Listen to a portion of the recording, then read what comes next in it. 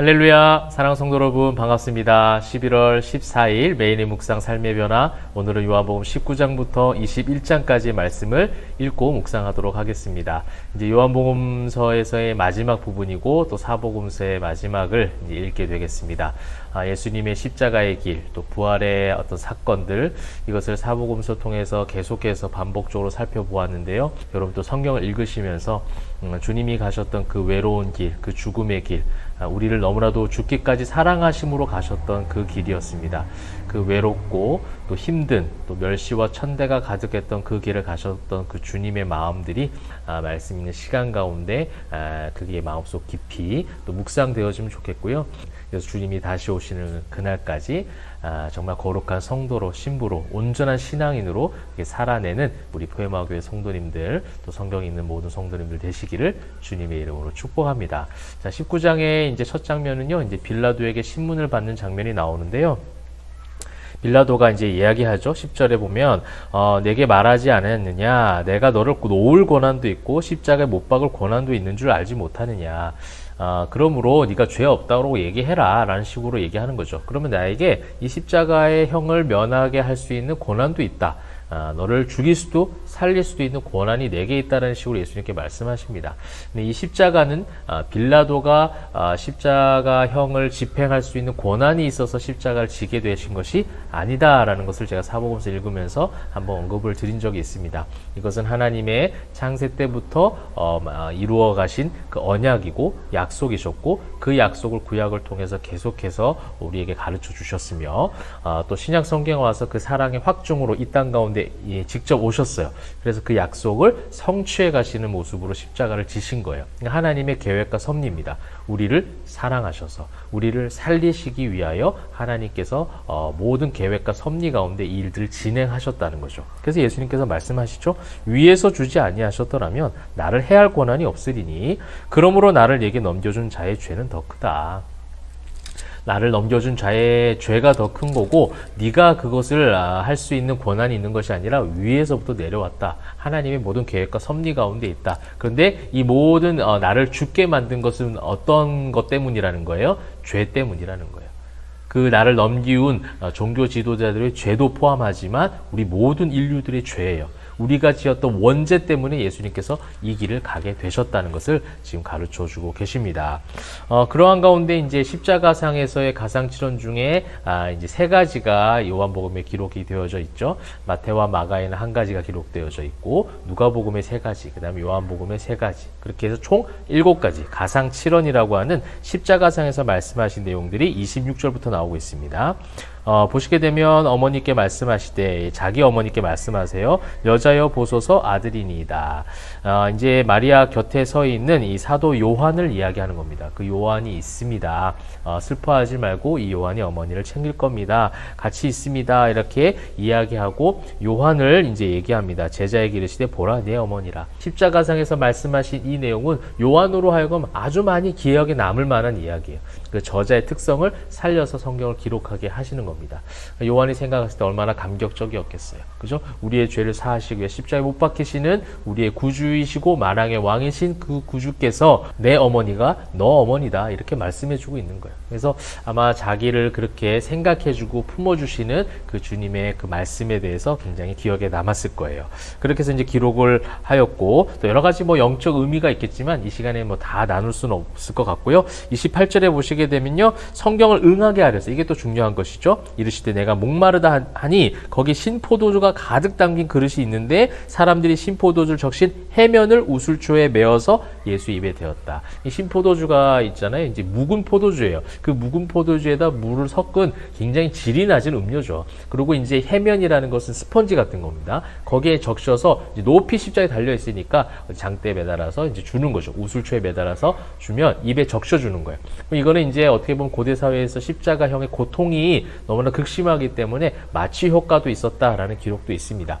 근데 어쨌든 이것은 어떤 것과 연결이 되느냐? 그 요한복음의 첫 번째 이적이 무엇이었죠? 가나 혼인잔치에서 물을 변하여 포도주가 되게 하신 사건이잖아요. 그죠?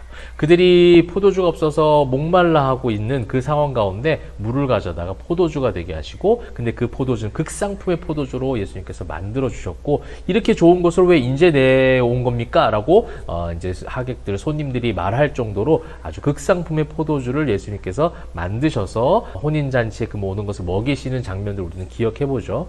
그것과 굉장히 상반되는 거예요. 그런데 예수님이 지금 어떤 포도주를 그것도 뭐 맛있게 풍성하게 벌컥벌컥 드실 수 있는 것도 아니고요. 스펀지에 조금 적셔서 입에 축이는 정도. 그 예수님은요, 그런 어떤 그 질 낮은 포도주, 세상의 그 모든 죄악들을 다 담당하시고 있는 그런 희생양임을 가르쳐 주시는 거죠. 근데 그 희생양이 피를 흘리심으로 이제 그 가나 혼인잔치의 그 영적 의미를 가져오면 예수님의 피로 모든 것을 정결케 하실 새로운 피, 새로운 영적 포도주를 예수님께서 그 가나 혼인잔치에 보여주셨던 것처럼 지금 여기서 이 모든 것과 좀 연결해서 우리가 볼 수 있을 것 같아요. 근데 그 예수님은 그런 포도주를 드시지도 못하고 고통 가운데 그렇게 십자가상에서 죽어가시는 모습들을 보게 되고, 마지막 가상실현은 다 이루었다라는 지금 말씀을 하시죠. 테텔레스타이라는 이제 그 말씀을 이제 거기서 선포하시면서 모든 것을 다 이루었다는 거예요. 뭘 이룬 거예요? 죄 사함의 그 십자가 구원으로 말미암아 모든 죄인들을 이제 살리시는 그 구원의 계획들, 그 구원의 섭리들을 예수님께서 다 이루셨다. 그 하나님의 선포죠. 그것을 이제 이루게 되었고, 그다음에 이제 20장에는 이제 부활의 장면들이 등장을 하고 있습니다. 자, 부활의 장면들 이제 보면서 앞에 사복음서도 봤듯이 제자들이 왔지만 무덤에 시체가 없는 걸 확인하지만 그냥 돌아가죠. 두려워하기도 하고 또 이것을 보고 온전하게 믿지 못하고 돌아가는 장면들도 나옵니다. 그래서 9절에 보시게 되면 그들은 성경에 그가 죽은 자 가운데서 다시 살아나야 하리라 하신 말씀을 아직 알지 못하더라. 아직 알지 못하고 있습니다. 그래서 이에 두 제자가 자기들의 집으로 돌아가니라. 그런데 이제 여인은 남아서 무덤 밖에 서서 울는 장면이 나오고 그 속에서 예수님 만나 주시죠. 그리고 예수님께서 제자들 찾아오신 장면까지 나옵니다. 여러분, 요한복음에서는요, 이제 앞에 나와 있던 공간복음의 부활 사건을 기록한 것과는 조금 다르게 앞에서는 부활하신 사건들, 그 다음에 그 부활한 사건 가운데 깨닫지 못하는 주변인들을 찾아오셔서 예수님이 말씀해 주시고 교훈을 주시는 그런 장면들로 주로 기록이 되어져 있고 소개가 되어져 있다면, 요한복음은요, 모든 것을 다 이제 자포자기하고 그렇게 손을 놓고 있는 무기력에 빠져 있는 제자들을 그들의 마음을 아시고 찾아오시는 부활하신 예수님을 우리는 이 성경을 통해서 볼 수가 있어요. 그러니까 이 예수님의 성품, 예수님이 우리를 향하신 그 마음들, 그래서 예수님이 어떤 분이신지를 요한복음은 마지막까지 부활하는 장면을 통해서도 가르쳐 주는 것이죠. 제자들을 찾아오셔서 이 상처들을 만지게 하시고 그것을 통해서 믿게 하시는 거죠. 여기서 이제 우리가 디두모라 불리는 도마라고 얘기하죠. 이 도마가 어떤 사람이었습니까? 이제 나사로를 살리시는 그런 장면, 나사로의 집에 가서 이제 살리시겠다 하면서 그 가는 장면 가운데 제자들이 그렇게 얘기했잖아요. 저들 돌을 들고 우리를 해하려고 하는 사람들이 있는데 거기로 다시 들어가시겠습니까? 라고 할 때 예수님이 가시겠다 하니 도마가 우리도 같이 죽자. 그래서 어떤 결사항전의 어떤 각오를 했던 사람이잖아요. 근데 그 도마가 완전히 무너진 모습을 이제 보게 되는 거죠.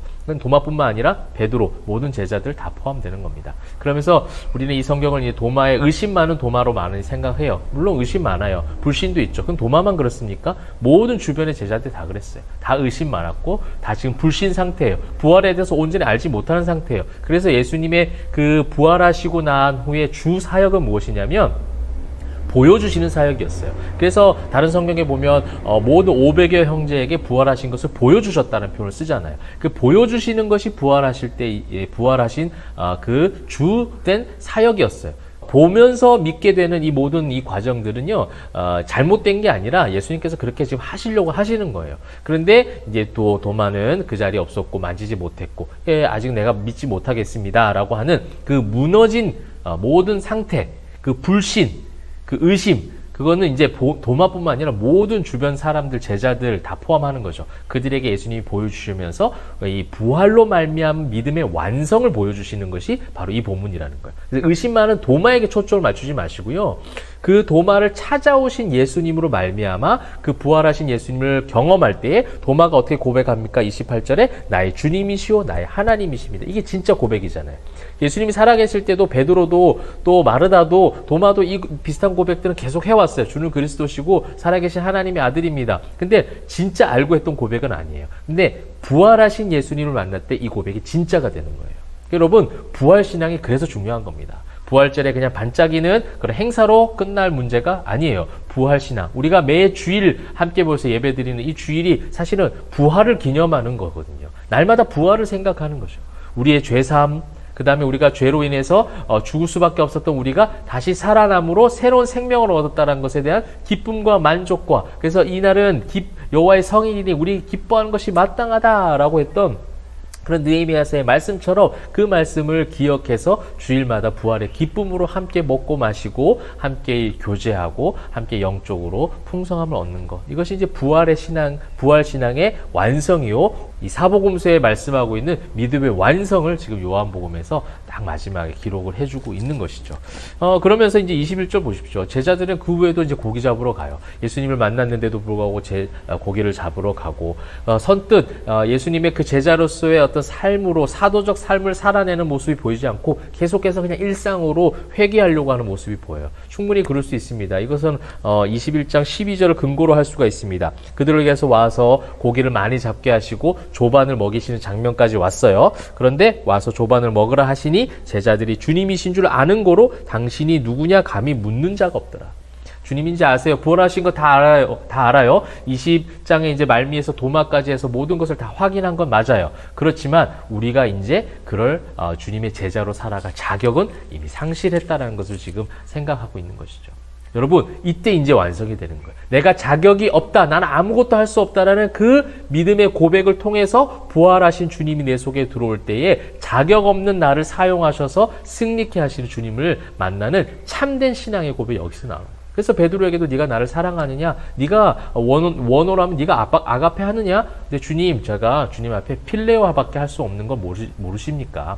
아가페로 물으셨는데 베드로는 필레오라고 대답해요. 이게 이제 진짜 신앙 고백인 거예요. 예전에 저는 아가페 할 수 있어요. 저는 주님이 가시는 그 모든 곳에서 나는 목숨 걸고 끝까지 주님 따라갈 겁니다. 내가 주님 아가페 할 수 있거든요. 그렇게 자신 있게 호언장담했지만 결국 도망갔고, 도망가는 것으로 끝난 것이 아니라 저주까지 했던 베드로 아닙니까? 그래서 네가 아가페 할 수 있어? 라고 물어봤을 때 저는 필레오밖에 못해요. 이 대화거든요.